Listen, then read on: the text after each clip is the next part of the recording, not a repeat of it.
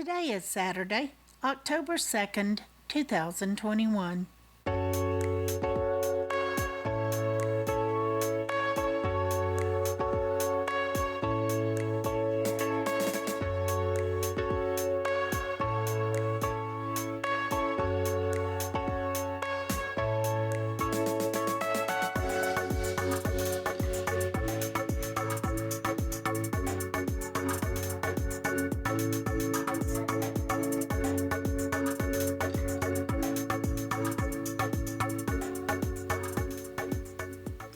Welcome to the Survivor Fans Podcast. I'm Joanne. And I'm Stacy. And this is the listener feedback show for week 2 of Survivor 41. It's October. It is. It's already October. It's like, what?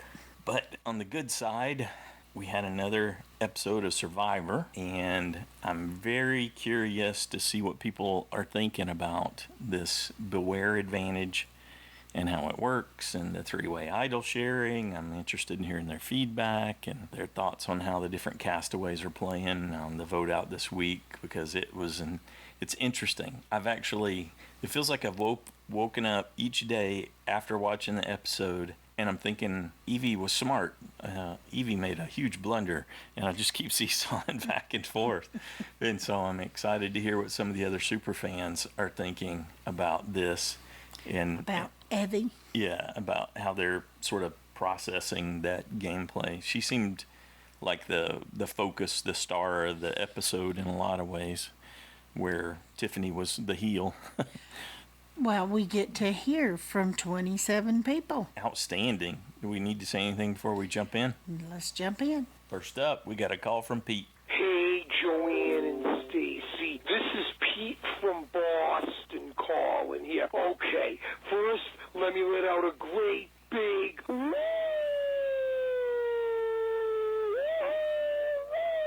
Even though I'm a little disappointed because that yellow team is completely dismantled right now. I hope they're not going to be a Matt Singh team back when Denise Stapley was the last one standing with Malcolm, but then Denise ended up winning. For some reason, I don't know why, I'm thinking Evie is turning into that person, but in a different way. Who knows? I like the way she's playing. She has those women in her back pocket with Liana and Tiffany. Not a big fan of Tiffany, guys. And that was disgusting.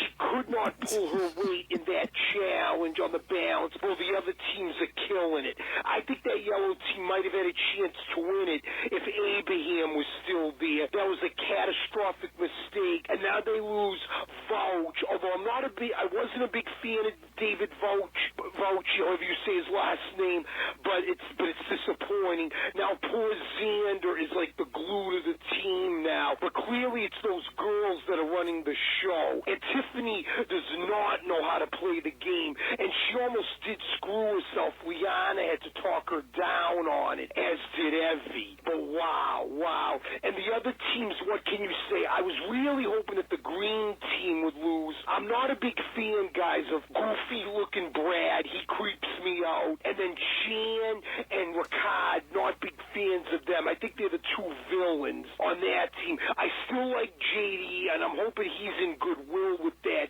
team. But with the blue team, what can you say? They're the dominant tribe. And I think Heather, who's the weakest link, is dodging a huge bullet. And it looks like Nazir has redeemed himself as well on that blue team there. No, I still have mixed vibes about that girl, Cindy. I don't know. I think you're going to watch out for her if she's playing. But anyway, guys, it's a good episode. But, man, that yellow team is making me sick there. They can't win nothing. And it's looking like a Matt Singh team. Oh, and real quick, guys, Tiffany, she's starting to remind me of, is she going to be the female version now of a Crystal Cox, Sandra Diaz, who can't win anything? That's what it's looking like. Doing terrible in challenges. Well, we'll see if there's any good extra clips. Though now there's really nothing nowadays. I'll see what Probst said with Dalton Ross on EW. But good episode, though. Digging this season. Take care. Woo. Ooh, thanks, Pete. Well, we did not find any additional videos that had anything to add. So I actually only saw 2 released on the CBS channel. was a little bit disappointing. On Friday, they released something that was titled a preview for next week, but it was really just Probst doing like a general intro for the season. So It's still there, too. yeah, it's still goofed. Yeah. Not there. I will add that the Voce interview with Dalton Ross has got a lot of good content in it. It does. And to Pete's reference to Matt Singh, Voce said they talked about doing an intentional Matt Singh, which he couldn't fathom since there were 5 of them when they were talking about it, and that implied that you were going to 2. So the numbers obviously weren't right. He couldn't, yeah. Why would anybody want to do that? And which 2? Well, that's the great unsaid in something like that. It's interesting. So I'll probably mention a few other things from that interview, but it's got a lot of really good content, and I'll include a link in the show notes. But you can usually find it just by Googling or going to the Entertainment Weekly and searching for it. But it had some surprises in it, wouldn't you say? Yeah. He said they were the most united. Voce said that Tribe was the most united in their decision to vote off Abraham because he broke their flint in 2. He destroyed Like right the flint. away. Yeah, right in the beginning. And they just completely came together in great harmony. Said, yep, he goes first, You no gotta matter go. what. We got to get rid Y'all of this. agree. Yeah, interesting. All right, thanks, Pete. Next up, we got a call from Christiana. Hi, Joanne and Stacy. This is Christiana from Massachusetts calling in with my feedback for the week. So I thought this was a great episode. We got to know Liana and Evie better, and I really liked them both. I actually had Evie going this week. I thought she was the type of character that was going to flame out really quickly, but so far it seems like she has a great game going, and she's in it for at least the medium long haul. In terms of Xander's advantage, it is a terrible advantage. It is more like a disadvantage, because how long is that going to take for them to find the idols? What if people never find them? Does he just not vote ever again? I feel like either I'm missing something or the producers didn't think this through. And I'm also curious about the extra vote and if he can use it in place of his lack of a vote, or is it just that? It is an extra vote. So not having a vote means you don't have your extra vote either. In terms of the Tiffany balance beam situation, I really thought the editors were trying to have a Suri moment in Game Changers, and it didn't work. Tiffany is no Suri. And she was just all over the place. She was playing too hard. Where was this energy during the challenge? She needs to chill. She needs to take Evie's word that Evie knows what's going on. And something I also didn't understand, or maybe was just analyzing too much, was that Leon and Evie could have just let Tiff vote Voce. They could have even lied and said, like, okay, we'll do it, and then still voted Xander, because then it would be 2-1-1, and Xander would still go. Because I agree. I think they made a mistake keeping Xander in the game when they had an opportunity to get him out. Voce can go anytime. He is irrelevant. But Xander has a lot of power. They could swap. He could get in a strong alliance, and he could go far. But I guess Tiffany's very persuasive. I don't know, because somehow she got her way. Next week, I am predicting either a swap, which is not a groundbreaking prediction. I think that's pretty obvious. Or I could see them not swapping yet, but doing an immunity challenge where only 1 or 2 players play to level the playing fields between the yellow tribe that is down 2 people, that hasn't eaten in a week, and that is most surely going to lose if it's all the tribes competing, versus just 1 person or 2 people.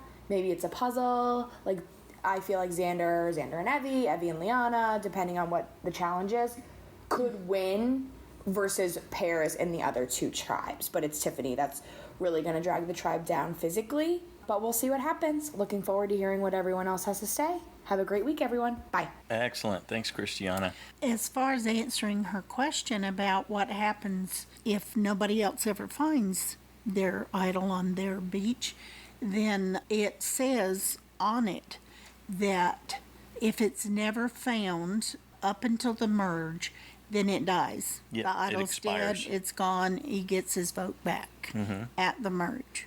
Yeah, and Voce clarified that, and he also commented on how, for some reason, his tribe had a lot of trouble understanding this after they had been told that Xander doesn't have the extra vote as long as he doesn't have his vote. Right. He also said that they only have 5 or 10 minutes after Evie got back before they left for tribal. Yeah. So they didn't really have time for Super one-on-ones. rushed. Yeah, he said he didn't get any time to talk to her alone. And he thinks that's why, it happened the way it did, is that they just had no time to talk. This is the Evie seesaw for me, because I left the first viewing thinking she's playing good. She's giving herself lots of options. And I woke up the next morning and I thought, why did they not get rid of Xander? They really should have. How do you not get rid of Xander in that scenario? And that was something that Voce said he couldn't understand either. Well, I thought it was a mistake for when them. I'm looking at what she's doing, given her skill set, what she brings to the game, which is certainly limited in a physical capacity and non-existent in the case of the puzzles. Voce said they got 3 or 4 pieces of the first immunity challenge puzzle. That was it. When Liana and Evie were trying to do that puzzle that built up vertically, they couldn't get beyond that. So Voce said that he and Xander recognized they were the only 2 that could do the puzzles, and at the last minute they decided for Voce to work on the puzzle with Evie this time, which is probably the only reason they were making the progress that they did, even though it was late, because Tiffany had claimed that she could walk the balance beam no problem. Well, here's the other thing, is that I think Evie knows that once Tiffany's gone as the weakest person, she's next. Yes. So and this is where I seesaw again. Thank you for bringing me back. Oh, okay. Full circle there, is that I look at what she's doing, what she brings to the game, what her assets are that she can work with, and yeah, she's got a meat shield. Actually, she's got 2, because I think she's got Liana in front of Tiffany in front of her. So she's got those 2 stacked, and she's doing whatever she can to keep those shields there so that she's got a buffer and at least she can make the merge. So in that sense, she's playing well with what she has and what she's brought to the game. Well, she must also think she doesn't have any physicality in the challenges. That's apparent because she begged out. Yeah. She wants to do the puzzle, and yet she hasn't done well on that either. So yeah. That's why I say she would be next after Tiffany. Imagine how scared you would be if you're in the tribe and you realize that the only key you can see to success is keeping these 2 meat shields in front of you. And so you will do things that potentially look completely illogical on the outside. Yeah, we don't usually think of women using other women as their meat shields, but you're right. It's a generic term that works no matter what the gender of the shield is. Doesn't matter the gender. Yeah. So historically, that's been all about strong physical players trying to, once Jeremy coined it and talked about having someone in front to deflect. But it does work perfectly here. Yes. So. Yeah. So now I'm, well, and I'm sure it'll change as we continue through here. Good. Thanks again, Christiana. Next up, we got a call from Shea. Now, Shay's recording her own audio, but she called in to let us know just in case there was a problem with it. So there's like a little voicemail with her introduction, and then it changes. But that's why the audio changes, in case anyone is wondering why the quality's so different there. Thank you for sharing. Hi, Joanne. Hi, Stacy. This is Shay. Okay, so let's start with the top of the episode. I absolutely, thoroughly enjoyed watching Brad sprint to get to the water before the other 2 players so that he could spy. It reminded me of Tony very much, and I know Tony got on people's nerves, but I used to love to watch him do those things. I think that Brad's a little jumpy, but I think if given a chance and someone were to get in an alliance with him, he would be very trustworthy. I think he could go far in the game, and I hope somebody takes him. So my husband had to pause the show completely while I laughed hysterically when Tiffany said that she thought she may have had something to do with her team's loss. I mean, you did. You completely. I laughed so hard. Let's see. Oh, the idol. That's a twist right there that I never saw coming. The 3-way thing, the 3 phrases, that's really wild. And I love how Xander managed to get his phrase out, but everybody did kind of look at him like he was a nut job. but he did it. And I really didn't like that Evie, I think it's Evie, went and told the girls that Xander has this thing going on and all of that. I hate it when a player I like is taking down another player I like. I just want them to band together because that's what I want. But, it's their show, so I'm just watching. I really, really loved the episode, and I can't wait to hear what everybody else has to say. Oh yes, Leona. She rocked in that challenge, and she's someone people are going to have to watch out for when it becomes one-on-one. All right, well, you guys have a great day. I will talk to you next week, and can't wait to hear what everyone else has to say. Did I say that already? I think I did. I don't know. Okay, bye. All right, thanks, Shay. That's the third pronunciation for Liana. Liana. I've been calling her Liana. Yep. And she called her Leona. Yep. But in the show, they called her Leanna. Oh, okay. Oche was calling her Leanna. And I've added an extra L at times when I was taking notes, too. So Leilana? I don't know what I you're glanced doing. down and looked at that. I was like, what am I writing? I don't know where that came from. Oh, Shay, good job on So it is Evie and it is Leanna, but I will probably, it's already in my head, Leanna. You did a good job with your audio there, Shay. Keep it up. Next up, we got an email from Brian-Heidek-Save-Us. Hi, Joanne and Stacy. You make Thursdays and Saturdays all the more enjoyable. Oh, thank you. I don't want to make this too much of a recap. That's good, because we've already covered the recap. As there is a larger point I'd like to make about where I see Survivor heading, at least this season. But let me just make a few observations beforehand. This episode was like a three-ring circus in which we had brief glimpses of two tribes, but only one had the spotlight.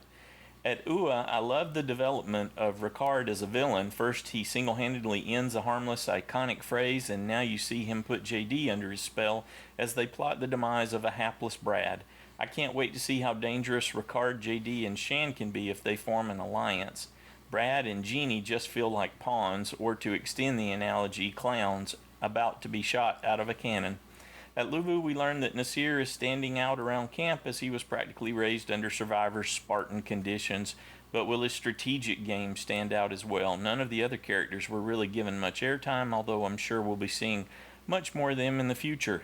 Is it possible for a nearly entire tribe to get a purple edit? Yeah. We've seen close to that before, right?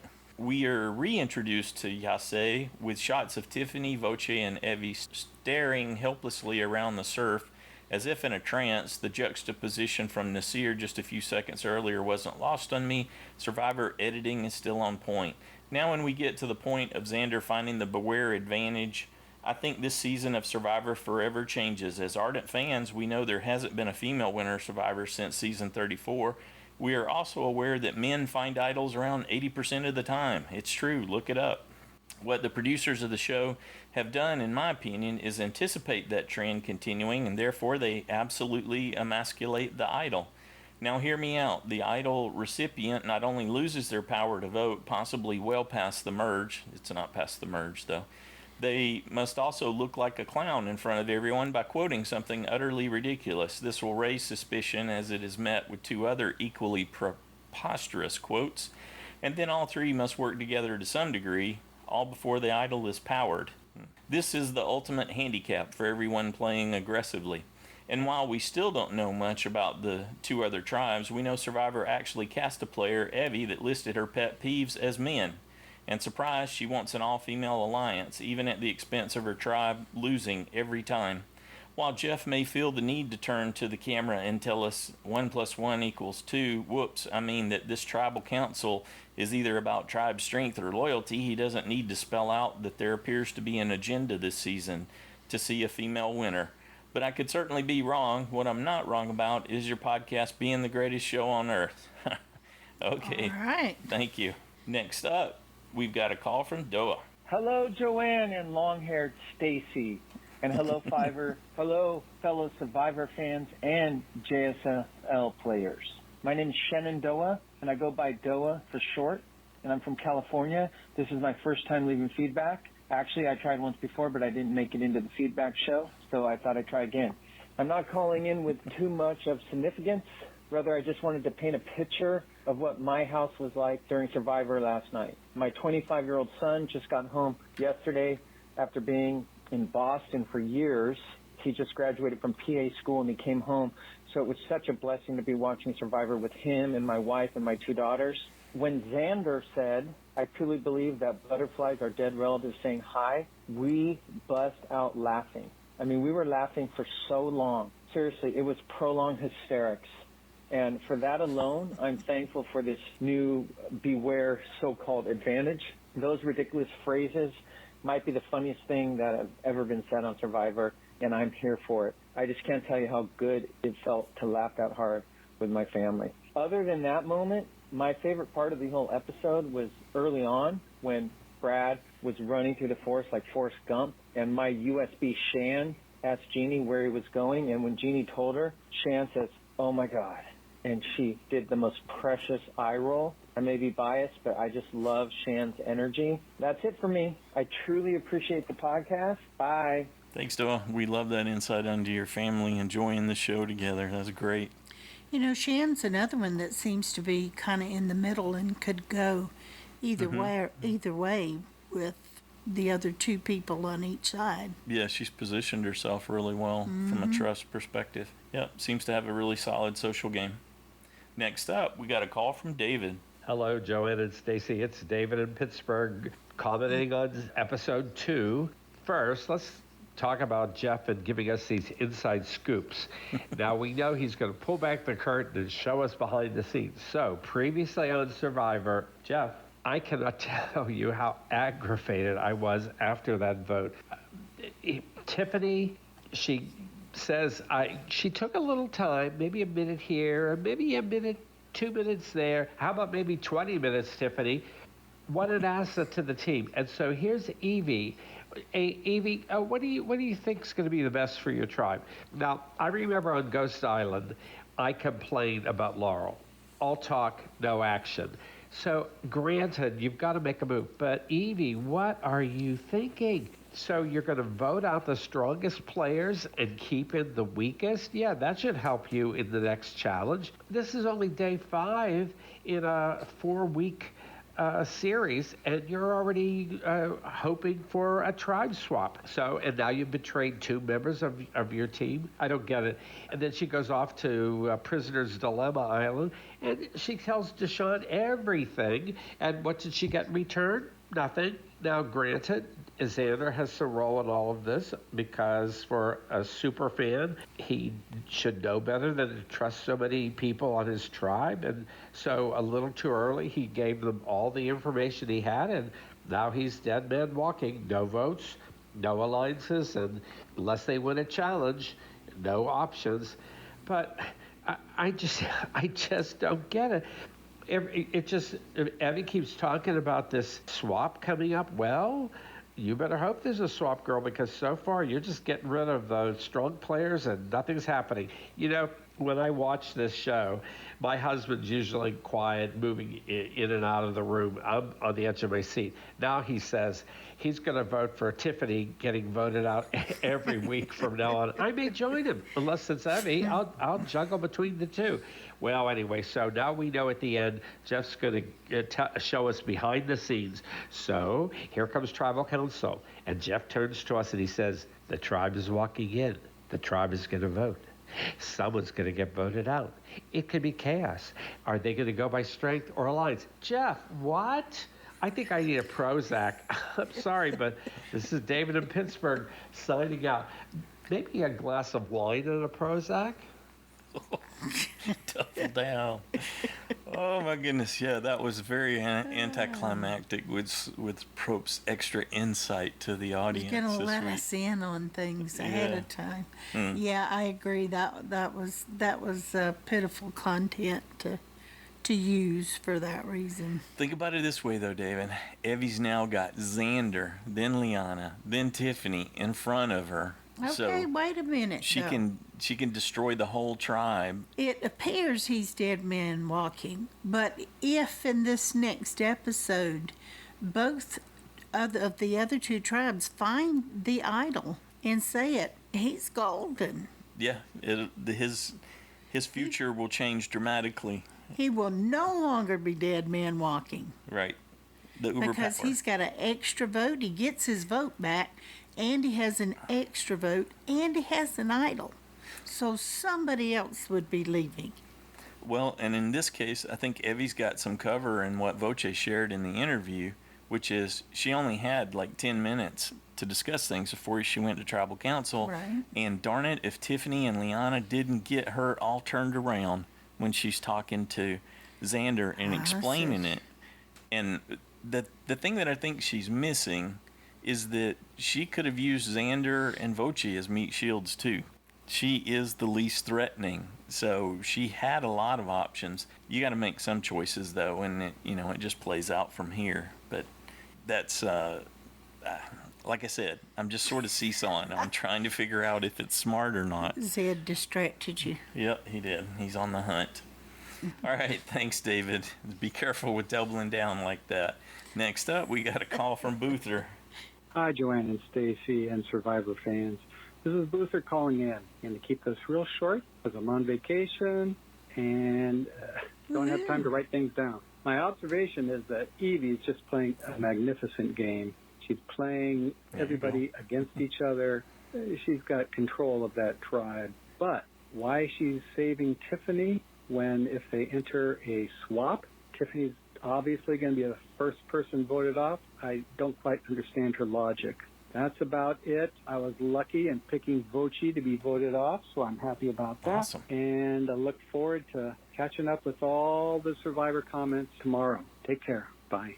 Excellent. Thanks, Well, I Boofer. think we might see Evie change her mind real quickly if he has an idol. I think she'd throw Tiffany under the bus in a heartbeat. That was her gamble, right? Yeah. Okay, thanks, Boother. Next up, we got an email from Robert in Ontario, Canada. Hi, Joanne and Stacy. Hey, Survivor fans. I hope everyone enjoyed this week's episode. After a rough start in JSFL, which I lost my USB, Ouch. I was determined to get a vote-off point in this week's episode. I picked Tiffany as my vote out, mostly because I thought her personality might start to rub people the wrong way. So naturally, I was delighted to see her struggle so mightily in the immunity challenge. I feel bad for saying delighted, but I needed that vote-off point more than Jeff needs haircut. Unfortunately for me, as several players in the game have wisely pointed out, this season is a new game. Winning reward or immunity challenges is so 2 years ago. Did anyone notice Jeff lose his voice in this episode? Oh, yeah. It must have taken a lot of encouragement from him to get Tiffany across the beam. Tiffany's alliance has patience that can only be described as saint-like. When she would not drop the idea of voting off Voce, I was sure they would turn on her. Next week on Survivor, Xander continue sharing hallucinatory stories about butterflies. Brad gets a bit too excited about being in danger, and Tiffany's alliance wonders what the heck were they thinking. All right, thanks, Robert. Up next, we have audio from Kathy. Kathy's back. Hey, Joanne and Stacy. This is Kathy from Reisterstown, Maryland. I know it's been almost like forever since I've called in and left feedback, but I finally remembered to do it before Sunday, because I always forget. However, I am loving the season so far. I love the new twist, although I did lose my USB the first week out, but hey, what do you know? What are you going to do about it? But like I said, I'm loving the season so far. Right now, I'm not exactly sure who might win, but never know. Probably the person I least expect. That's about it. I just wanted to call and say, hey, I hope everybody is enjoying the show so far, and I look forward to all the podcasts. Thanks. Bye. God, great to hear you again, Kathy. Kathy added in her email that she said, I cannot believe that Yase voted out the good doctor and kept Tiffany. That was a big mistake, and she will not help them win competitions, and she likes to make excuses for her shortcomings. Everyone else in that tribe is hungry and tired too, but they were able to perform well. Hopefully she'll be gone soon, so we don't have to hear her whining anymore. Definitely. Thanks, Kathy. Next up, we got a call from Kyle. Hey, Joanne and Stacy and all the Survivor fans at home. This is Kyle from Calgary, Canada, calling with this week's feedback. And overall, I thought this episode was interesting. I mean, yes, it was exciting. Yes, there was a lot of twists and turns to keep things entertaining. But I'm wondering if they can really keep up this pace of gameplay. I mean, if I'm feeling this way at home, I can't imagine what they're going through on the island with no food and no shelter and no sleep. No wonder Tiffany didn't know what was going on right before travel. I can't imagine that anyone's knowing what's going on. And maybe that's why the Yellow Tribe did what they did in voting off Voce, because they weren't thinking straight. I understand the desire to want to have a female alliance. That's great. That's excellent in my books. The problem is that you can't have an alliance of 3 and then continue to lose tribe members because you can't complete a challenge. It makes no sense. Maybe they know something that we don't. Maybe they think that there's going to be a tribe swap and they can mix things up a little bit. But even then, they're just going to continue to make their tribe weaker and weaker. And I mean, at a certain point, you can just say goodbye to the Yellow Tribe because none of them are going to survive. So too bad, but it is what it is. And on David's leaving, I'm not sad about it. It is very interesting when you take a look at the bios and the pre-videos and everything prior to the season starting. And I find it really interesting when all the Survivor cast has this big grand idea of what they're going to do and what they're going to bring to the table and how they're going to play the game. And it turns out that a good portion of it is just luck. And David wasn't able to be a villain because his tribe was so ill-equipped to win at challenges, to find ores, to do anything of value. So he was just knocked off right away. So I just thought that was really interesting. And I mean, I'm sure that when he looks back on his time on Survivor, that he might feel a little bit bad about his pre-interview ramblings about how he was going to be a really strategic, villainous player, and he didn't even last the 3rd vote in. Lastly, I just want to give a big shout-out to Jackson, our resident Survivor superfan. Jackson's positivity while watching Survivor is infectious, and I just absolutely adore it. I think that sometimes we as fans tend to focus on some of the negative and forget a lot of the positive, and to see that through kids' eyes I think is really important. So Jackson and all the other kids that are out there that watch with their parents and their grandparents, it's really joyful to hear your thoughts on this game that ultimately is supposed to be fun. So anyway, that's it for me today. I hope you guys have a great week, and we'll talk to you next time. Okay, thanks, bye! Excellent. Thanks, Kyle. You know, another thing that came out in the article was that Voce is what he goes by. All of his family call him Voce. All of his life. Yeah, his whole life. And so he went in like, well, they wouldn't know who David is. That would be so odd. And that's why he made the choice to go with Voce. And I thought, oh, well, I wish they'd told that story, because then I would have been completely fine with it. Of course, they didn't tell it because he went out 3rd, and so... They didn't put the effort into it, I guess. But No. I thought, well, I wish I knew that, because it wouldn't have bothered me then. Mm-hmm. You know. Well, the reason it bothered you was all his posturing, like Kyle was talking about beforehand. Yeah. And so many people who play, actually everyone, when they're asked why are they going to win, forgets, you know, or chooses not to emphasize the fact that so much of it, like Kyle was saying, truly is luck. It's luck. And what is it that Tony said? I was reading an article when I was putting together the lyrics for my side challenge song. He's play the player. He says you always have to play the player. You can't come in with a plan. You have to see what you're dealing with. And the person who said that in their preseason, how ironic is this, is Tiffany. She said you have to have situationship. You have to look at the situation and then figure out what to do there. You can't come in with, I'm going to do A, B, C, and D, and this is how I'm going to manage things. Because you're not necessarily given any of those ingredients to work with to do A, B, C, and D. Well, and she did. That, you know, Evie presented, hey, I read it myself. He does not have it. And she's like, uh-huh. And we have to go vote. And she just kept right on it until they That would not be an it. example of what I was saying. That would be an example of her. No, I think it was an example of how she worked her because she knew she could. Okay. Or she thought she could. I don't want to rule out that possibility. I'll just say I think that's unlikely. Well, I think good. she was. You don't get to rule out my possibility. Certainly not. It just seems unlikely, given the little snippets we've seen of Tiffany, because rational and logic and even situationship seem to go out the window this episode. All right. Thanks, Kyle. Let's move on to Ann and John. Hi, I'm John. I'm Ann. I went to the pumpkin patch, and there was a train ride. And we went to the corn maze, and there was a petting animal place thing. Was it fun? Yeah. Okay, and other Survivor news. He also watched the whole episode with me, which was great. What'd you think of the immunity challenges, John? Was it hard? Yeah. But was it fun to watch? Yeah. And how do you feel about JD? It seems like he may win. He hasn't been voted out yet.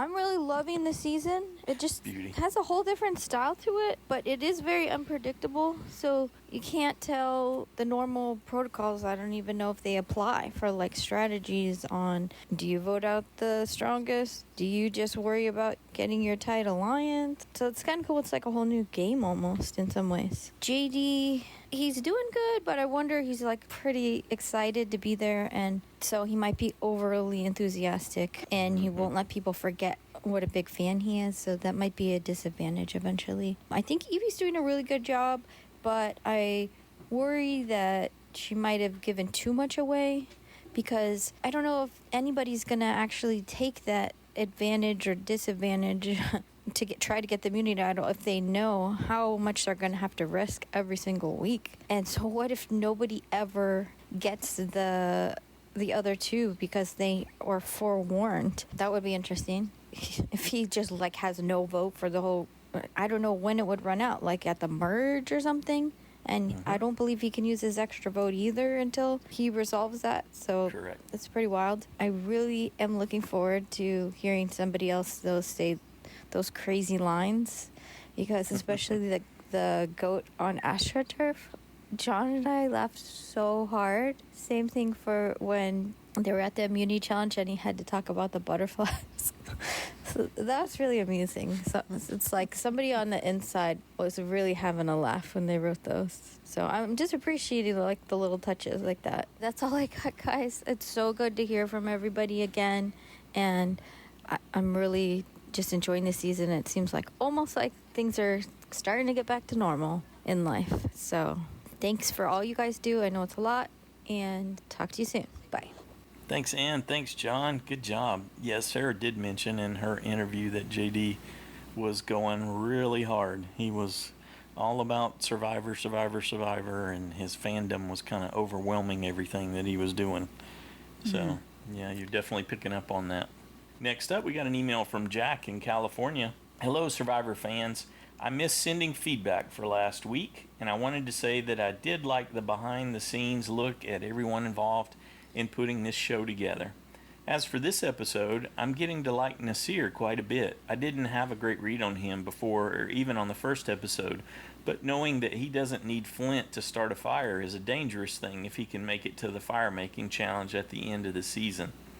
The new Beware advantage is crazy and quite a twist that I did not expect.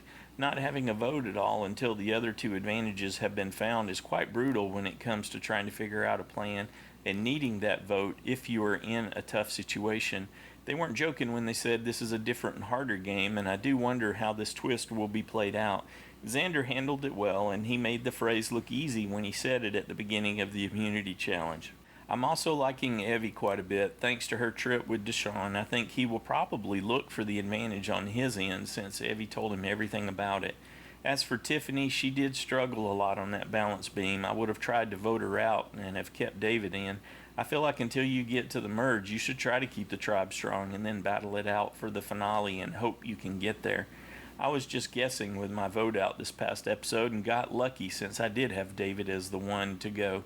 I don't know if I'll get lucky again since I don't see a swap happening anytime soon, so I may put Xander on the hot seat this next episode if there's another water challenge, because I don't know if Yase would be able to pull it off. Only time will tell, though. Looking forward to hearing what others have to say about this recent episode. I agree, Jack. I think the the potential for that to happen, given that Deshaun got that heads up with all those details, and then he's going to read it and find out that she told him absolutely the truth. And then I'll talk about it at the end, but there's a part of the next time on Survivor that makes me think someone at UA found it too. Okay. Next up, we got a call from Nicola-n-Jackson. Hi, Survivor family. This is Nicola and Jackson! We just got done watching the show, so we have to leave a quick feedback because I won't be with Jackson tomorrow, and I'm already in trouble for letting him stay up late anyway, so why not?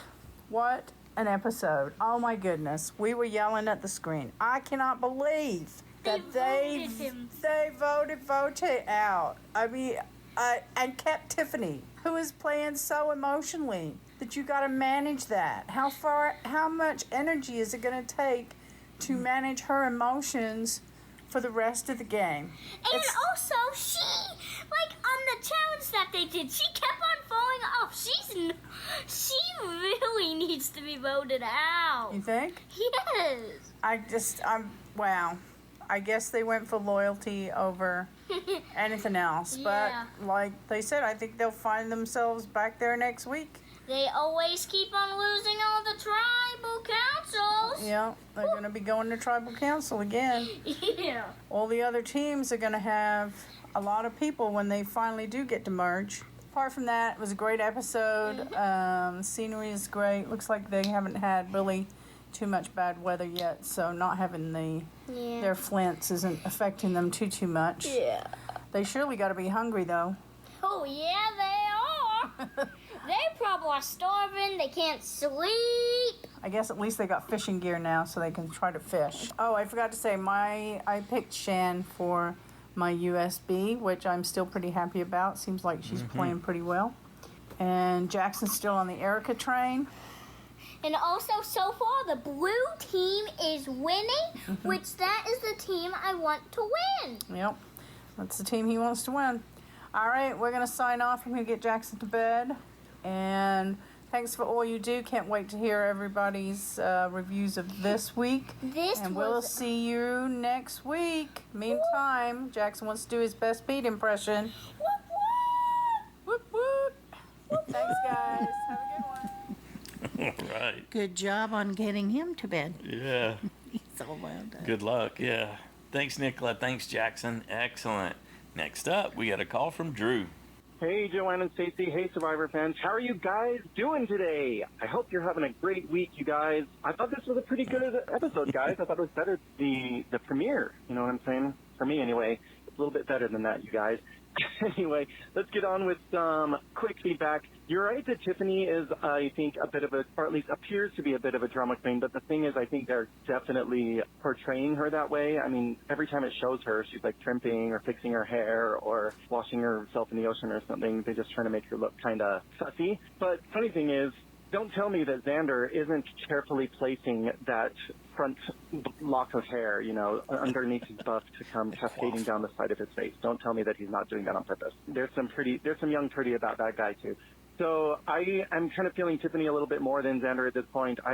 Speaking of hair, we gotta see Stacey's hair right now. Okay, I can picture it, but it's a challenge. And I'm with you right there, man, because I haven't cut my hair in I think 3 years or something, the longest it's ever been, and I like it better than I ever have. So let's roll with that, I'd say. Finally, I wanted to say, yes, I did get my picks in. Yes, I did have Vote safe, which I didn't even remember. I thought I got a good 4 points this week. But no. So all I can say so far about JSFL is you're welcome. I think that I'm not like totally dead in the water, but considering how I usually perform, I think a 3-point week is pretty average for me. So crossing my fingers, but I am terrible at this game in the first place. And then to start at such a disadvantage, we'll see. I think the people are starting to flesh out the characters this year, and there are a few that I'm quite liking. So let's see what happens next week. And I hope everyone has a good weekend. Happy October. The weather is cooling down, and I love to see it. I love to feel it. And, yeah, let's get it. Have a good weekend. Bye. Hey, Joanne and Stacy. Hey, everyone. This is Drew. One quick PS. I remembered that I wanted to mention, as a long-haired man, as a long-haired don't-care man, the jury on Jeff's hair being qualifying as a mullet is still out, because what makes a mullet is if it's longer in the back than it is in the front or on top. Yes. So until we see that man with his hat off and ascertain the current circumstances of his upper and side, then we cannot claim or qualify that as a mullet, and let us hope that he did not let things get to that point. All right, so I'm going to just say he's letting it go shaggy all over, and that's fine. It can be a good look, but yeah, don't do it, Jeff. Not like you care, because we know how you feel about your Twitter followers. Okay, talk to you guys later. Bye. All right. Okay, thanks. I agree. That's exactly my point that Business I made with in Stacy. front, party in the back. Yes. Yes. Good deal. Thank you, Drew. Next up, we got a call from Parker. Hey, it's Parker from Indiana, and, I don't know if I like this episode that much. I could tell they want to go for the shock factor, the blind side at Tribal Council, and sometimes that works, to also blindside the viewers. You're like, oh, you're not going to see this coming. And sometimes that works. But this early in the season, I don't like it. Because I want to see how these dynamics work. I want to see Liana and Evie, or Evie, whatever, talking about what their best play is in this scenario. I don't need to see them saying, oh, well, maybe we should do Tiffany because she's a loose cannon right before Tribal to fake us out. I want to see them talking about possibly doing Voce, possibly doing Xander, possibly doing Tiffany. I need to see that conversation to understand why they made the decision at Tribal. I like the strategy. I like seeing people talking about this stuff. I don't need to be shocked by the outcome. The edit just kind of annoyed me in hindsight, because it was really just, it looked like Xander's swan song. And then right before Tribal, it was like, oh, well, maybe Tiffany, because she's being a loose cannon. We got 5 seconds of actually talking about Voce, until at Tribal Council, when Jeff asked him, so Voce, what's your story? Then we're like, oh, okay, so it's going to be Voce. But that's too late to let the audience in on what's happening. No. Maybe I just don't like the Yase tribe that much. Because the stuff from UA that we saw was funny. Brad just hopping in a bush and being crazy and getting targeted, which I liked because I had Brad as my vote off. I enjoyed Nasir starting the fire super fast and stuff, and us getting to see Deshaun's story on the cliff. I enjoyed all of that. But the Yase stuff, it just bugged me. But I think we're gonna see Yase a lot. I think Evie is the star of this episode. She would be first in my rankings. But yeah, I think Evie did play this well. I think the fact that she told Deshaun it's gonna be Xander, and the fact that it isn't Xander may show some distrust with Deshaun later. But I mean, that was kind of out of her control because she wants to keep Tiffany happy. Yeah, that's all I got. I'll see you guys next time. Outstanding. Good job. Thank you, Parker. Next up, we got an email from Steve Tarantino from New York. Hey, Joanne and Stacy. Nice logo. LOL. This is my first time writing in, but as you know, I have been listening forever. I'd like to say about this season that I feel there are too many rules for a season with 26 days. How do you feel about that? I mean, if it was 39 days, that's fine, but 26 days with these rules? In this past show, one guy can't vote until everyone finds the idol on the other tribes. Doesn't seem right. Also, you have to remember there are 3 tribes of 6, and you can't vote? What if you were in trouble? I guess that's where the 16.6666% comes into play. Be safe, Joanne and Stacy. Thanks, Steve. It's good to hear from you. Steve is the graphic artist in New York who created our logo for us many years ago. Our podcast logo. Our podcast logo, yeah. Yes. Yep. And he did that many years ago. Loved it and stuck with it. Yeah, we still have it. No need to change that. That was something else. He just sparked something for me that Voce mentioned, was that you don't get to try the shot in the dark if you don't have a vote either. So the 16.6% repeating there isn't in play until he gets his vote back. Yeah, I don't know if the 26 days makes a difference or not. I think that's what they're going for, is really fast pace with that. I think that is primarily reflected in the fact that there are 3 gone at day 5. Yeah. That's where you really see that. The part with the shared idol and some of this other goofiness that we're seeing that's driven, this is my theory, that's driven from Probst saying we want to make it fun. So that's what's going on. It's been a year and a half with Matt Van Wagenen, the other executive producer, trying to beef up the fire token economy. He called Mike White, Probst called Mike White, and Mike asked him, yeah, but is it fun? And so he throws out all the fire token crap that they were working on. Thank you, Mike White. It's probably the best thing you've ever done in the context of the game. And then it's all about, can we make it fun? And that's something that they don't quite understand either.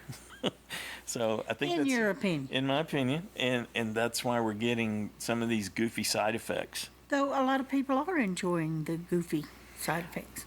Absolutely. Having the possibility, the potential, Xander would show up at all these community challenges prior to the merge and have to repeat the thing about butterflies as lost relatives is potentially hilarious. It would make him look like someone else was talking about, make him look just completely goofy. After the second time, people are going to go, there's a reason he's saying that. Yeah, exactly. They're going to know exactly who has the idols if they do get them. But what does it serve other than fun?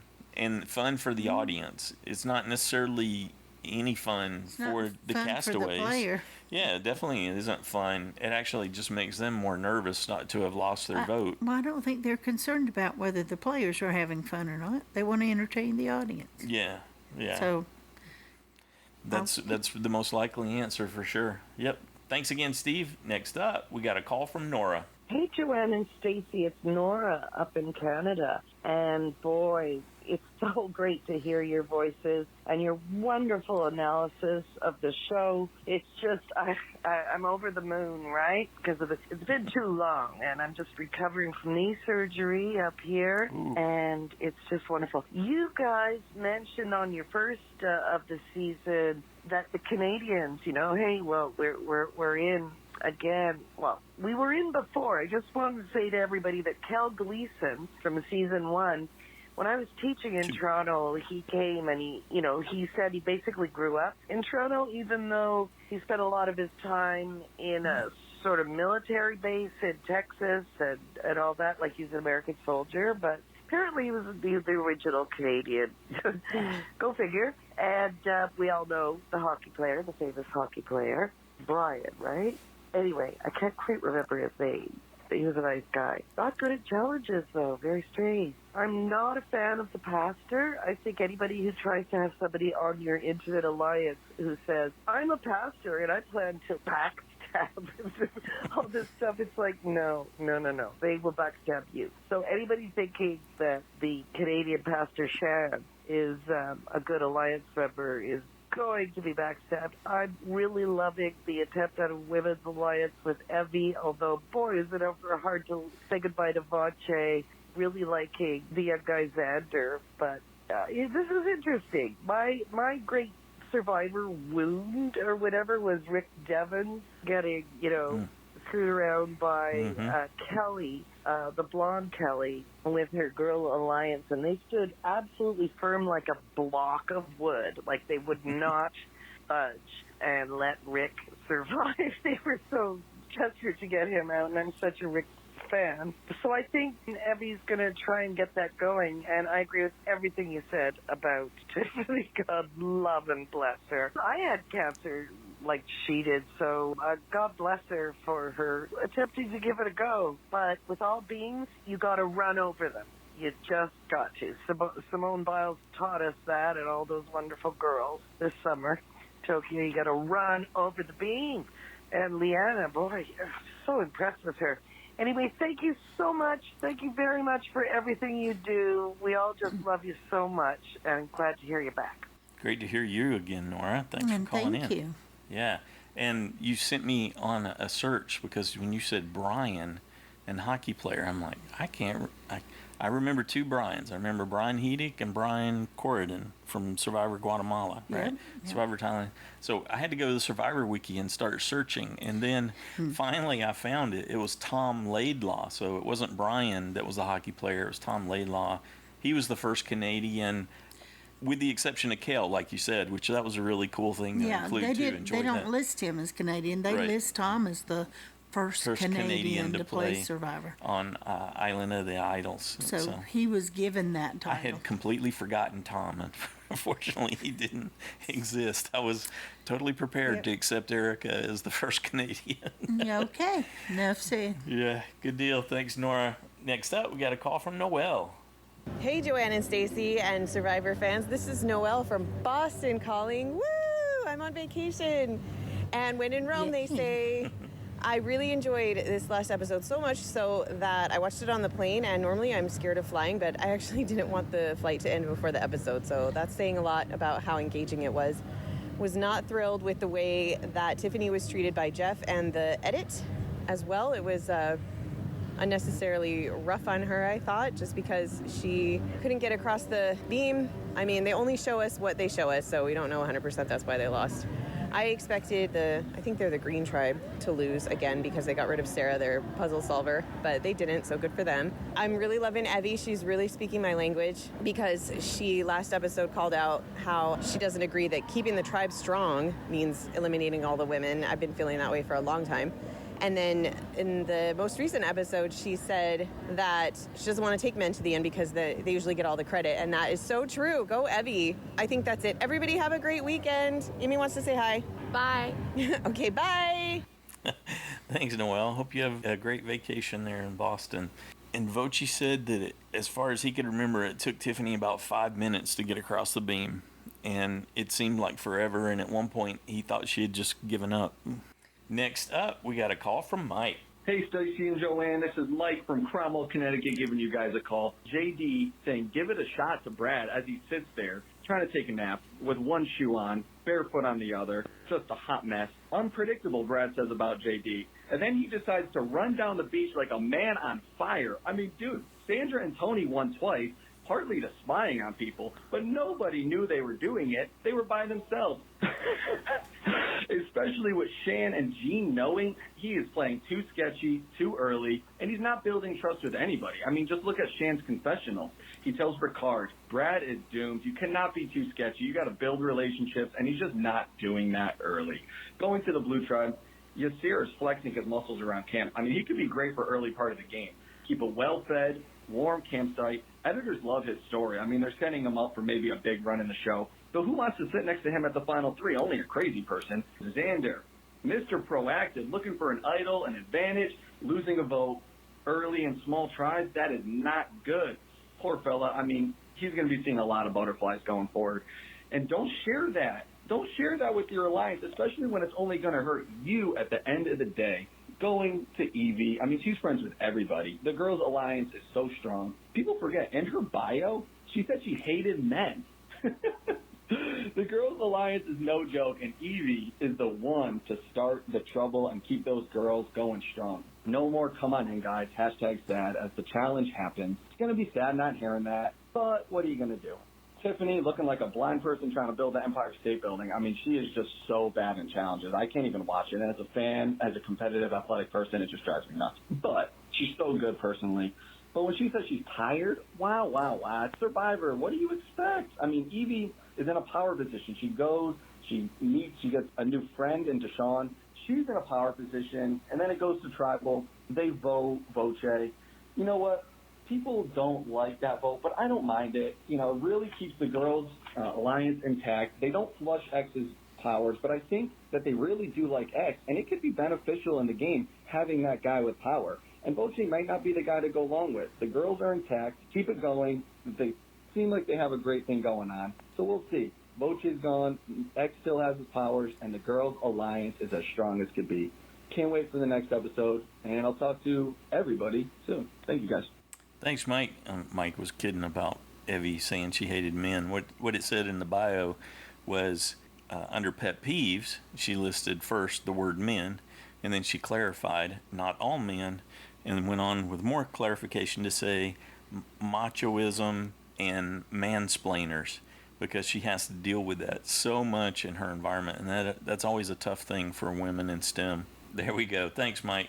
Next up, we got an email from Hayden in Kansas. Hey, Joanne and Stacy. I wasn't able to participate in the listener feedback show last week due to the schoolwork I had, and maybe also trying to recover from losing my USB in week 1 for the second year in a row. Oh, my goodness. But I'm back now and ready to talk about week 2 of Survivor. Okay. So far, this season has been really good, and I especially like how the show has tried to give us more background on each character. It really feels like we can understand each player's motives, goals, and struggles throughout the season more than in past ones. However, there are some things I dislike, with the most prominent one being the beware advantage. It feels too over the top and complex, and I think it could have definitely been more simplified. Aside from that, though, I don't have any other major grievances with the show. As for the players, I think most of them are playing really well. Evie's strategic planning, Chantel's godmother status, Ricard's villainousness, it is all so good, and this type of play continues throughout the season. This might become one of the best.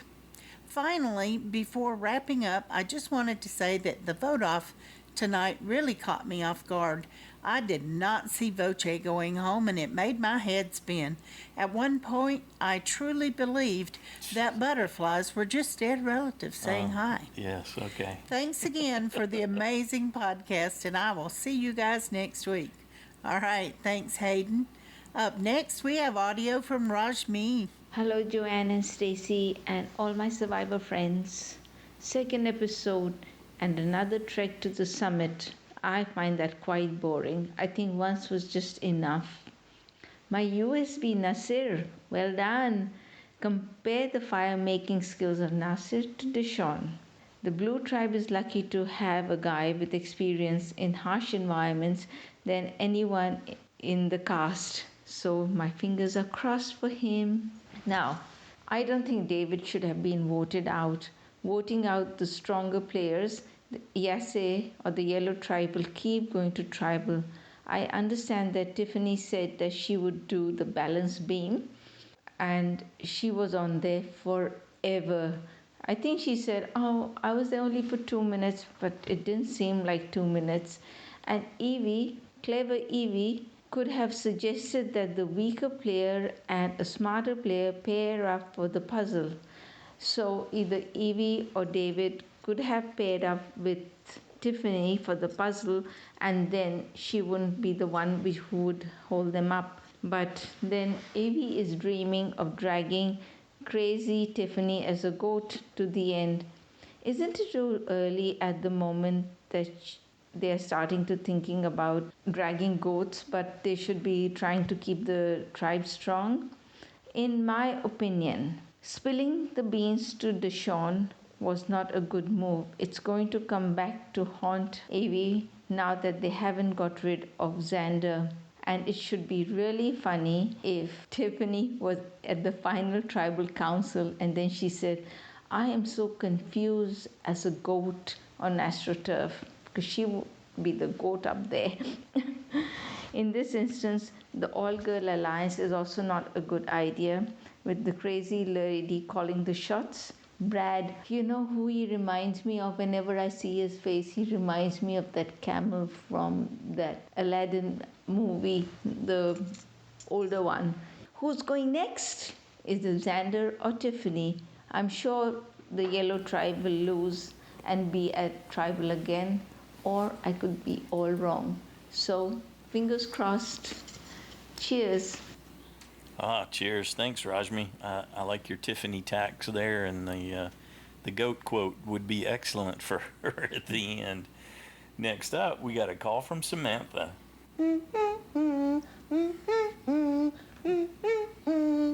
This is Samantha, aka Survivor Rocks from Texas. How did your assessment of the castaways change once you saw them in action? Well, Brad is overdoing it by running around like he's Tony in a spy shack, putting a target on himself once again. My husband still likes him. Tone it down, Brad. I'm just not too sure. When we back over? I'm on the fence with Brad. Who do you think is playing the best? Same as last week, Evie. She blindsided David Boche and has the power with her tribe. And Xander's no vote. My husband still doesn't like Xander. Tiffany is paranoid, but I can understand why. Who is still in jeopardy of being voted out before the merge? Brad and Xander. Keep your mouth shut. Not even a few days, and you tell all about your advantage. You become the target of your own ally. Trust no one. I don't want to see him go too early. Who impressed you the most? Once again, Evie. David Boche, your tribe has spoken. All right. Thanks, Samantha. I love that you do that, too. It's a great example. I include a list of questions, starter questions, for feedback in the recaps each week. And Samantha's always great about coming in every once in a while and using those for feedback. So I appreciate that. Next up, we've got a call from Jade-n-Christine. They're back. Hi, Joanne and Stacy. It's Jade. And Christine. From Hawaii. Aloha.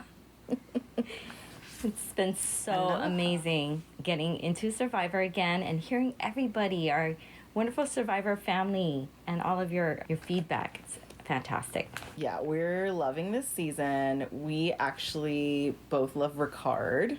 Mm-hmm. Yes. Disney villain extraordinaire. Mom calls him Cruella. Yeah, that's Cruella awesome. DeVille. That's perfect. I think he should have that theme music, Cruella DeVille. We did not see enough of him this week. Yeah. Yeah, I agree. And Brad's whole thing, I feel like he tried to pull a Tony, and it was, I don't know, it just didn't feel original. And because he's just telling everybody what he's doing, I feel like he maybe has some of Tony's sneakiness, but he has none of Tony's social game. Yeah. So I was not impressed. Yeah. No finesse there. Yeah. Now Evie seems like a one of those shoreline fishermen.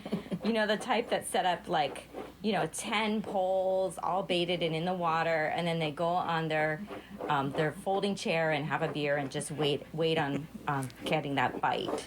I think she can go pretty far. Has a lot of options open, and then she was able to remove one of Xander's options this week with Dave going home.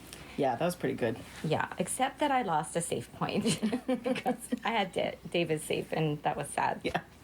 I didn't pick anybody safe on the yellow, but shout out to our USBs who are both on blue. Yes. I have Erica, just like Stacy, and she's been killing it on the puzzles. And I think when they finally start going to tribal, I think she's going to be, she's going to have a good social game too. Absolutely. And my USB is Danny, who just needs to keep his head down. Danny, stop volunteering and just mind your business and just be cool. Yeah, in that first episode, we're like, Danny, stop. Just put your head down. Stop standing Stop trying to be the hero. Stop volunteering. Yeah, but it's been a great season so far, and it's only 2 episodes. I like some of the new challenges, or not the new advantages. I like some of that. Yes, that's interesting. Yes, I don't know what's going to happen with the one where he has to, Xander has to say these things. Weird things. Everyone has to say a weird phrase. It's a little odd. Yeah, I like the ones where they have to find it in the challenge. Yeah, those are good. Yeah, those are exciting. So hopefully they'll have that maybe later. We'll see. Fingers crossed. It's great hearing from everybody. Yes, talk to you next week. Thanks, you guys. Bye. She realized she said guys there at the end. She gasped. You guys. Yep. I agree. That's a great example of a more fun twist on the advantage, finding it in the challenge like that. That one works for everyone. And it's great to hear your voices again. Welcome back. Next up, we got an email from Josh the Plush Moose from Massachusetts. Dear Joanne and Stacy, I guess this new style Survivor is starting to grow on me. I don't feel like telling Jeff and the producers to get off my lawn this week. Here my other observation. Hunter Brad's spy bush might turn out to be more like a dead duck blind. Shan isn't playing like a pastor. She broke the confessional seal by blabbing Brad's secrets to Ricard. That's good. I like that. Xander wanted an advantage bad. The survivor gods gave him a bad advantage. Tiffany had her Suri moment on the beam, but I don't think she found it uplifting. Can Xander claim other idols if he swaps beaches, or does his non-voting status disqualify him? That's an interesting question. I'm sorry, but Yase was dumb to voluntarily put Tiffany into a physical challenge role. It turns out that's her offering herself up for that. Does Xander have to say his phrase every challenge, or can he wait to hear other players say their phrases first? According to Dalton Ross, he's going to say it at every immunity challenge until he hears the other two. Well, it said that on the thing that we read, too. On the letter for the challenge you're talking about? Yeah. If the latter, each idol holder can say their phrase twice or less, Deshaun's lack of fire-making prowess might leave him warming the fourth place seat. He even alluded to that, didn't he? If Xander gets sent to Dilemma Island, must he always choose Protect until he has a vote to risk? If so, anyone on the other tribe who knows his status should choose to go there with him to get a risk-free advantage. That's awesome. I like that. Man, the way you're thinking there. Next level. Tiffany thinks she only cost her team a minute or two. Her time sense stinks. It'll be interesting to see the continuing butterfly effect Xander's lack of a vote causes. I think dumb luck should be one of Deshaun's 3Ds. Dilemma doesn't make the cut. Tiffany stinks at challenges, stinks at strategic thinking. Her master plan must be to get dragged to the finale as the goatiest goat ever, then tell us it was all deliberate. Deshaun and Voce both say they're not smart, both went to medical school. They must have been in different classes if the old medical school joke is true. Evie's strategy is to be a tattletale and give away other secrets. Sounds like the little sister role to me. Tiffany's sotto voce plotting left Yase sans voce. Oh, nice. Oh, man, I didn't see that coming at all. People have wondered why Jeff's voice was raspy. For season 41, he's switching things up by using different vocal styles. This week's was George C. Scott as General Patton. I'm not surprised by Yase's tribal bleeding. Their tribe is a bloody mess. Xander's vote works like a fire token. He needs it to buy advantages, saving throws, extra votes, etc. Looks like Jeff got his economy after all. Anyway, that's it from me for now. Thanks, Joanne and Stacy, for all you do. I can't wait to hear what the other fans have to say. Stay safe, everybody. Thanks, Josh. Good job. Next up, we got a call from Jill. Hi Joanne and Stacey. Hi Survivor fans, Jill from the Outback here. We started off the episode with them showing us a few more reasons why Brad's not going to win Survivor this year. In my notes I've just written, "Oh Brad, face palm."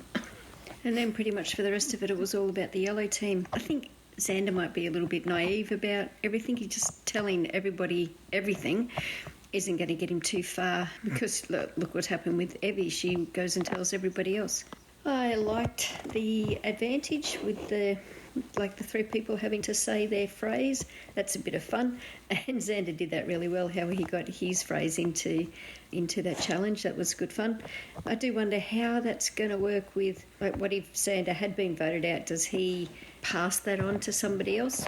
That'll be interesting to see what happens there.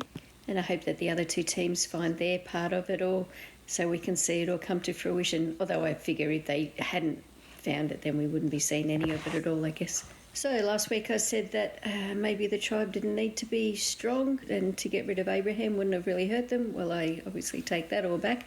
I don't know, poor Tiffany, she didn't do too well there. I just thought it really strange, though, afterwards, where she's calling the shots. Like, she should have been one begging everyone else that to stay. But she's the one calling the shots about who to vote out. I'm not really sure she deserved that kind of power.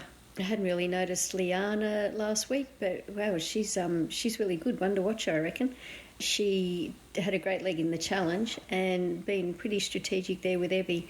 I think they're a really good team. I think Evie had a really good point about valuing loyalty over strength the further on you go in the game, but I don't know if Tiffany's going to be the kind of loyalty you want. Just the paranoia they're just going to have to spend so much time calming her down every vote. That'll probably do for this week. Thanks very much for everything that you do, Joanne and Stacey, and I look forward to hearing everyone's feedbacks. Happy days, everyone. Bye. Thanks, Jill. Next up, we got a call from Jeremiah. Hello, Joanne and Stacey. Hello, Survivor fans. It's Jeremiah here with some feedback for our second episode of Season 41, where Voce Don't Call Me David was voted out this week. Man, I have to admit, I don't think I would have saw this coming right away because he seemed to be a lot more calm than I originally thought. I mean, part of the reason why I didn't pick him for my USB was because I thought he was going to play too hard too fast. I don't think that was the issue. Fortunately for him, it was being at the wrong place at the wrong time. But I have to admit, I thought of you, Joanne, right away when he got voted out, and I thought, well, there you go, Joanne, we don't have to worry about whether or not we could call him David or not. I guess the big question from this episode will be, did Evie make the right choice here in going with the girls over the boys? I'm okay with anyone nowadays wanting to pick strong alliance over strength. Totally okay with that. My big concern now is, though, I feel like Tiffany might be too much of a liability. She's all over the place, and I don't know if you could fully trust her to, not blow up your game. So that's what I would be worried about for the girls at this point right now. I was also disappointed that they let Tiffany basically bully them into going to vote out Voce instead of Xander, because Xander now, like you guys said, could potentially have power next week with an idol, and then they can't vote him out. So I just think they made a lot of bad choices here when it comes to who they were voting out as well. But time will tell to see if this really bites them in the butt later. So we got a twist on the idol. Is this really how idols are going to be played this season? Yikes. What a terrible, terrible thing. You have to wait for two other people to get to get this thing. They may never get it all. Xander, of course, is young and dumb, so he probably, even though the guy already had an advantage with the extra vote, and now he's trying to go for another one. Clearly, obviously, he shouldn't take the risk, but now he's really in a bad spot because I don't know if anybody else is going to find this thing. Hopefully, this is just a pre-merge thing, and we'll have a regular hidden mini idol come and play after the merge. And I definitely get the impression that Xander doesn't have to continue to keep saying that crazy saying until he hears it from the rest of the other two people. That's what I think, but we'll find out, I guess. Going back to Evie, I did like how she handled the whole thing on the Risk Your Vote Island, whatever we're going to call this. I do think, giving Dushan the extra vote was really smart to save her vote. I just feel like she may have overshared with him when it comes to explaining the whole stuff with the idol. I think she should have kept that in her back pocket. As for next week, I definitely think this yellow tribe is continue to lose, and most likely Xander will be the one to go home. I'll close with this. Each week I'm going to mention players that I am watching closely. For right now, on the green tribe, it's Chantel, the blue tribe is Dushan, and of course, on the yellow tribe, it's Evie. So there's my three players that I'm keeping an eye on at the moment. And until next time, you guys take care. And this is Jeremiah from Southern California. Oh, I like that, Jeremiah. 3 to watch. Yeah, actually, he does have to say it every week. Mm-hmm. Yep. We did get that confirmed by freezing the thing he got and reading it. Yeah, and Dalton Ross mentioned it too in his recap. Next up, we got audio from Paul. Hey, it's Paul Louisiana here with a few thoughts. Okay, the beware advantage was far more disadvantage than advantage, and I don't think it balances out. Not that we should expect it to, but gosh darn it, Xander is currently dead meat. I hope these so-called advantages don't get any worse, because this one was certainly not worth playing for. I will admit that I liked how Xander's butterfly speech was met with absolutely stunned faces and complete silence. Perhaps the other tribes will write him off as a flake if he defies the odds and manages to survive. Now, I've got to say that I was very disappointed when Flashback Summit turned out to be the exact same thing it was last time. Can we say boring?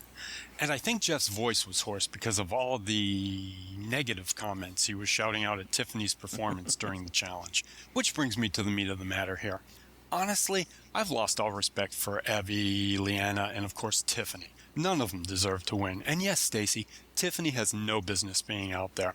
And the sad thing is that Evie thinks she's in control. But she's letting Tiffany call the shots, so who's really in control here? But Xander is certainly going to blame Evie since he trusted her with everything and just got used. Sadly, I'm actually hoping for Evie to be voted off by Tiffany, so Evie can finally see what a horrible mistake she's made. I mean, Tiffany should have been the one to go, but at least voting off Xander would have been strategic. Instead, they go for Voce, who I ended up liking better than I ever thought I would. Obviously, Xander's toast, unless the other tribes get off their butts and find some clues. And that is the problem with this one-third twist. The other tribes' lack of game awareness shouldn't dictate if you can vote or not. That's why I feel that the advantages are, again, a mess. Look at the roster and you can barely see Xander's face because of all the extras he's got just 2 episodes in. And even with all that, he could very well go home this next episode. But let's just say that the other tribes finally score disadvantages of their own, and Xander gets immunity and a vote or 2. Who does Xander push for? Evie, who's betrayed him, which weakens Yase, and probably sends him back to tribal again, where he's still outnumbered by the Girl Alliance. Or Tiffany, with the same basic outcome, because how can they win at this point? I just hope the other teams wake up and that Xander is able to play again. And how about a mix-up? Because let's face it, it's needed. You know, maybe Chantel and Leanna are hoping to make whichever swap tribe Tiffany ends up on weaker by keeping her in the game. I mean, that's a sound plan, right? Well, I'm not picking Xander to go, because if he does, I'm going to be bummed out for an episode or 2. We have so much airtime invested in Yase that it makes me feel bad to see the tribe implode. So I guess that's it for me. Later, taters. Bye. Later, taters. Nice. He's doing his own catchphrases now. Yeah. So, thanks, Paul. That was great. Mm-hmm. Share what Voce said about why he looked the way he did in the photographs. He said he had LASIK surgery just before he went out there, and he was saying that was such a bad idea. And then he got an eye infection. And so he could barely keep his eyes open when he was doing the press photos pre-season.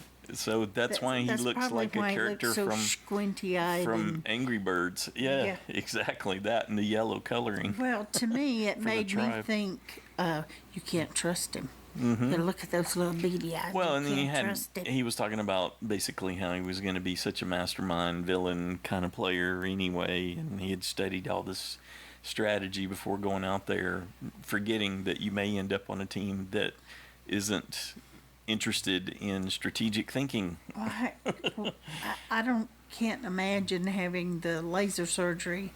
I've never had laser surgery, but I had recently, in the last 2.5 months, had both eyes had surgery, and for cataracts, and that wasn't a picnic. Mm-mm. And one of my eyes, I had a real thick lens, and it was a lot worse to heal than the other one. The other one wasn't so bad, but I can't imagine going out there after having anything done to your eyes. What a gamble to do that ahead of time like that, and because you don't know what. Although everything says recovery times are going to be great, and people have good experiences with it. You just don't know. So in an ideal scenario. Yeah. Yep, that was, and there's more. There's just a lot of stuff in that interview. It was gives you more insight Good job, on him. Dalton. Yeah, definitely. And I think I'm going to go back to next time on Survivor. So if you're at all easily influenced, a la Joanne here to my right, then you may want to skip this part. But I was watching that, and because I don't want to lead your votes in JSFL, I just want to share, is that with Brad being excited and jumping up and down with Shan, I started thinking, oh, that's because he found the advantage. He's most likely to have done it, given what we've seen from him. Because we know he's been searching. Yeah, and they probably all have. You know that JD's been searching too, so that's going to prompt Brad in response to search, and he's probably going to find it and share it with her. And we know that Evie shared with Deshawn the details behind how it works, so he's very likely at the same time searching, and one of them, depending on if he shares that knowledge with anyone, could find it on Blue. So that's how we very likely could see Xander power up this next episode. I know it's a bit out there, but that was my theory. But we also saw JD and Ricard actively searching, which I said would prompt Brad even to search even harder, and thus maybe that's him and his success. And he's talking about he's loving the danger because he decided to take the beware advantage and what that represents. And so that's why I think Xander could power up, and that's also why Liana could be in a bad space, because if he powers up, she very likely becomes the next target in that tribe over Evie and with Evie and Tiffany making a decision. Really? Yeah. I don't think so. You think they would somehow come to a rationalization and go with Tiffany? I think they would go with Tiffany, yeah. Well, we saw them consider it and discount it, although now we know they had very little time to consider it. Well, we see that Liana's also in the next one. She's not very happy. She gets the title for the episode about $1 million mistake. She might turn on Evie. So if Evie thought it was her or Tiffany, she would go for Tiffany, I'm pretty sure. Well, and if Liana were able to partner with Xander, yeah. and his extra vote, they could control the outcome. Yes, because she's more physical than either Evie or Tiffany. Well, it doesn't matter her physicality necessarily, but it would just be. No, she was good in the challenge. Yes, agreed. I was just saying. That's all I need. Okay, there you go. She's like Tiffany, just pushing for your idea. Okay, good deal. Oh, you're so cute. So a lot to think about, and that's why this was a good episode. And I'm still seesawing a little bit after hearing everybody's thoughts on Evie on.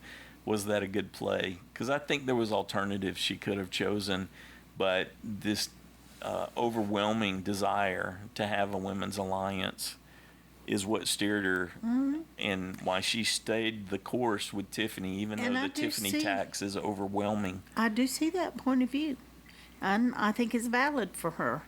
But I still kind of remember thinking that I thought it was a bad decision, that they should have gone after Xander if they really wanted to get the biggest threat out. That was just a no-brainer. Mm-hmm. But I wasn't unhappy to see Voce go, and I didn't have to deal with the whole name thing now that it doesn't bother me anymore. And like several people said, you can't count on Tiffany. What she's demonstrated, at least from the way that we got to see the edit, is that she's irrational. Well, either that or I think it puts it a little bit more in perspective with David saying they had like 5 or 10 minutes after Evie came back before they took them to tribal, and they probably knew that, hey, we're going to have to go any second now.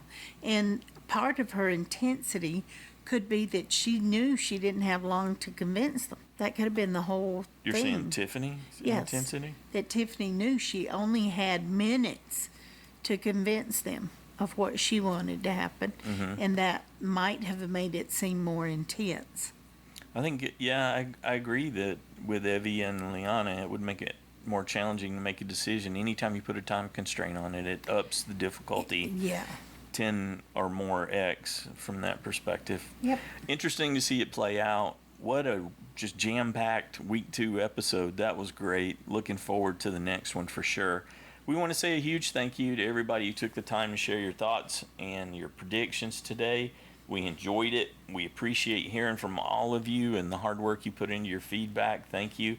We want to say a big shout out and thank you to David, Scott, Erica, and Christy for your donations. We appreciate your support. There's another way too that you can support. You could leave a review on iTunes, and that would be another way to contribute and help us too. Thank you for all that. And if you play in JSFL, don't forget to make your week 3 selections for 1 person voted off and 4 people you think will still be in the game at the end of the episode. And as always, if you'd like to join us in the listener feedback shows like we had here today, you can call and leave a voicemail. 206-350-1547, toll free, 844-643-8737. You can record your own audio the way Shea did and did such a great job, and attach it to your email, or just type it up and we'll read it into the show for you. The email address is joanneandstacyshow@gmail.com. Feedback's due noon Pacific time on Saturdays. All right. Anything else you want to add? Nope. Okay, well, I just look forward to next week's episode. I'm really excited. Yep, back on Wednesday Keep with a them coming. back on Wednesday with a recap. Have a good one.